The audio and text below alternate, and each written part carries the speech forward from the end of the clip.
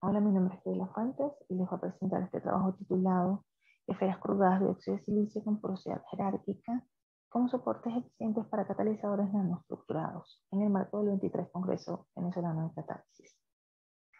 Existen ciertas aplicaciones catalíticas que requieren nanopartículas con dimensiones iguales o superiores a los 10 nanómetros aproximadamente.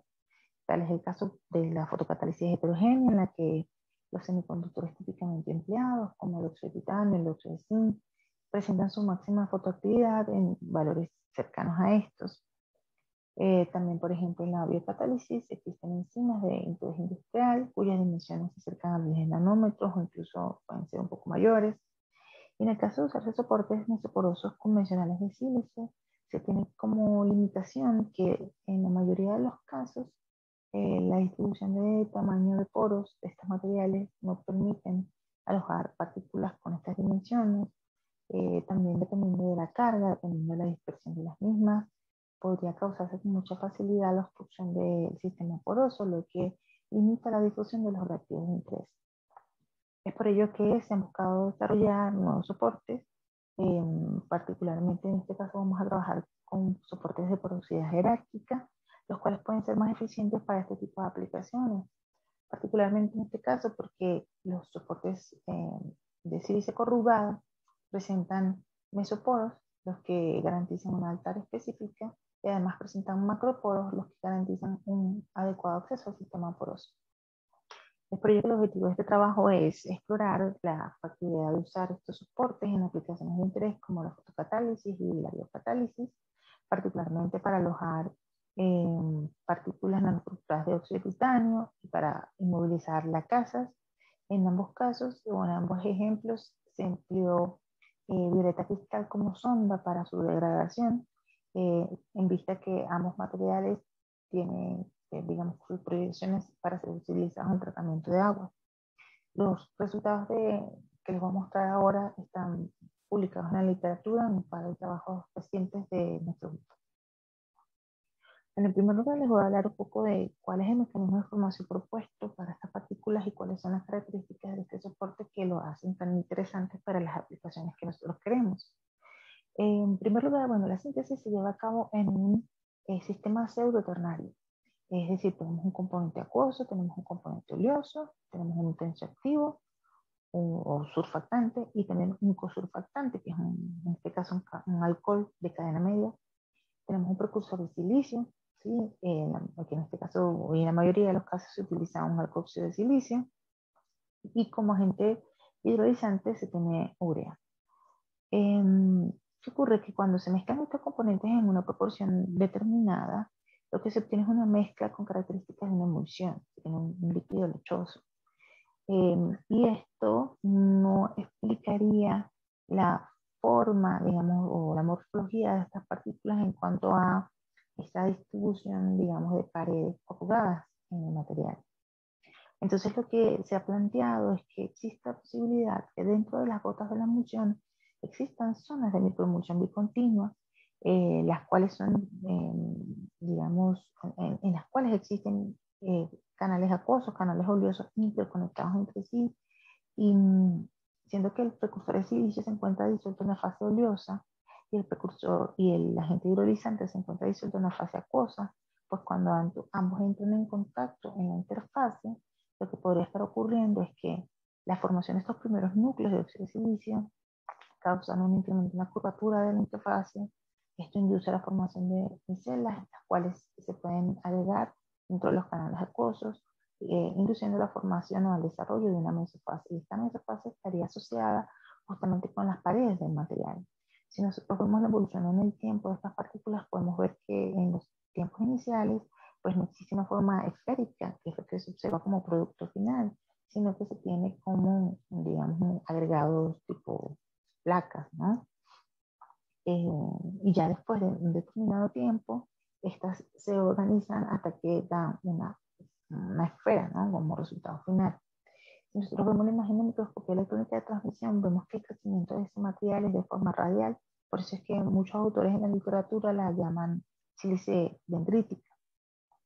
Y la microscopía electrónica de barrido nos muestra claramente esta gran distribución de tamaños de poros en la superficie de la esfera. que nos facilita, digamos, el acceso al sistema poroso. Si contrastamos estos resultados con el análisis textural, pues podemos ver que el isoterma de absorción de nitrógeno nos estaría sugiriendo la presencia de un material mesoporoso, e inclusive los valores de área que se han obtenido rondan los 500 y 1000 metros cuadrados por gramo. Y cuando se observa la distribución de tamaño de poros, se puede ver una clara formación de una alta distribución de poros alrededor de 3,5 nanómetros, que estaría asociado al tamaño de la micela. Este tamaño de la micela es característico de las micelas del surfactante que se utiliza, en este caso es el bromuro de acetil trimetilamonio 11-cat.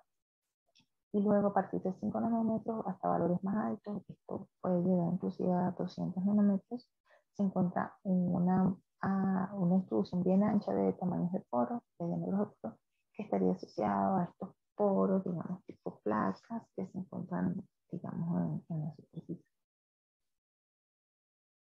Ahora, ¿cómo es útil esta característica para las aplicaciones que nosotros, digamos, tenemos? En primer lugar, para el caso de la fotocatálisis, lo que nosotros hicimos fue aprovechar el método de síntesis de las esferas para poder localizar las nanopartículas de óxido de titanio, ¿sí? Como esta síntesis requiere una alta concentración de surfactantes, lo que hicimos fue aprovechar la presencia del setup para, digamos, obligar a que las nanopartículas de óxido de titanio cristalizaran en la superficie, debido a que por repulsiones esféricas, el precursor de titanio no va a ingresar a las zonas en donde se encuentra el surfactante. Pero si nosotros lavamos la partícula antes de incorporar el óxido de titanio, lo que hacemos es que tenemos disponible toda esa superficie dada por los mesoporos para que cristalicen las nanopartículas de óxido de titanio. Y como podemos ver en las imágenes de microscopía, pues si se induce una diferencia, si existe una diferencia en la morfología del material. Y esta diferencia de la morfología del material también causa un impacto sobre la fotoactividad. Nosotros partimos de esferas que tienen un área alrededor de 500 metros cuadrados por gramo. Y si podemos ver acá en la gráfica, el material con la menor área es el material que se obtuvo cuando se remueve ese etapa, es decir, aquel material en donde se permitió que el óxido de titanio se ubicara en los mesoporos y a partir de ahí cristalizara para formar las nanopartículas fotocatalíticas. A pesar de que este material presentó la menor carga de óxido de titanio, presentó la mayor fotoactividad. Y eso nosotros lo asociamos a un efecto de cosecha de fotones. Es decir, en este material lo que puede estar ocurriendo es que los fotones que inciden, ¿sí? Rebotan, ¿okay? en estas zonas, digamos, corrugadas y se transmiten con mayor facilidad a las partículas adyacentes, lo que hace que dentro del sistema del fotorreactor se esté aprovechando, se esté maximizando los fotones que inciden para que ocurran las reacciones fotocatalíticas. Ahora bien, en el caso del material que se obtuvo dejando el setup desde la partida de la síntesis, pues lo que nosotros observamos fue que antes de encender la lámpara, la absorción del contaminante fue mayor en estas partículas, ¿sí? Y eso nos estaría indicando que nosotros podemos jugar con la naturaleza de estos agentes funcionalizantes dentro de la partícula para poder maximizar la absorción del contaminante de interés. Evidentemente ambos materiales también presentan una fotoactividad mayor que las nanopartículas de óxido de titanio, sin soportar, porque estas tienden a aglomerarse y eso disminuye su actividad. En el otro caso, en el caso de la biocatálisis, lo que quisimos fue aprovechar estas esferas para poder inmovilizar la casa. Las casas tienen dimensiones aproximadamente de 6 nanómetros de diámetro. Ahora, para poder inmovilizar este tipo de enzimas y que queden sujetas covalentemente al soporte para evitar su lixiviación, es necesario incorporar ciertos agentes funcionalizantes.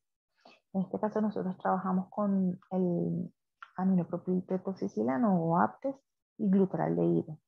Y nosotros pudimos observar que inclusive después de agregar el APTES, después de agregar el glutaraldehído, todavía las esferas se mantienen, digamos, con su sistema macroporoso, lo que nos garantiza que la enzima va a poder ingresar con facilidad en el material. Estos biocatalizadores los probamos con violeta cristal y lo que observamos fue que variando el pH y variando la temperatura, el sistema inmovilizado presenta grandes ventajas a la hora de pensar o proyectar el uso de este biocatalizador en aplicaciones industriales. Por ejemplo, vemos que con el pH, la máxima actividad de la enzima se mueve con respecto a la enzima libre a valores más neutros de pH. Y en el caso de la temperatura, nosotros podemos ver que la actividad de la enzima se mantiene entre un 60 y un 100% en un rango de temperatura entre 40 y 80 grados centígrados, lo cual indica que la enzima inmovilizada también es bastante termostable. Adicionalmente, podemos observar que la inmovilización covalente y además la misma morfología del soporte, las mismas características del soporte que permiten recuperarlo con facilidad, nos permiten realizar múltiples pasos o múltiples ciclos de utilización de este biocatalizador. Simplemente por centrifugación, enjuagado y después reutilización. Inclusive se puede, exploramos el almacenamiento a 4 grados Celsius y la enzima no pierde su actividad. Entonces eso indica que la inmovilización en este tipo de soporte no disminuye la actividad enzimática de la lactasa, lo cual es bastante promisorio. Bueno, como conclusiones, podemos ver que estas esferas de sílice con porosidades jerárquicas son soportes valiosos para aplicaciones catalíticas en comparación con materiales mesoporosos de sílice convencionales. En el caso de la fotocatálisis, pudimos ver que las nanopartículas de dióxido de titanio soportados exhiben mayor accesibilidad a los sitios activos, se aseguran altas cargas de dióxido de titanio, el rendimiento fotocatalítico es mejorado debido a un efecto de cosecha de fotones. Además, podemos tener una fácil separación de las partículas del medio de reacción en comparación con las nanopartículas de titanio sin soportar. Y en el caso de la biocatálisis, podemos ver que la inmovilización de la lacasa fue facilitada por la morfología, debido a que se puede injertar los funcionalizantes de interés para garantizar la inmovilización covalente, mientras que las grandes entradas de los poros permiten alcanzar altas cargas de enzima sin obstruir el sistema poroso. Bueno, eso es todo. Quedo a sus órdenes para la sesión de preguntas en la fecha indicada.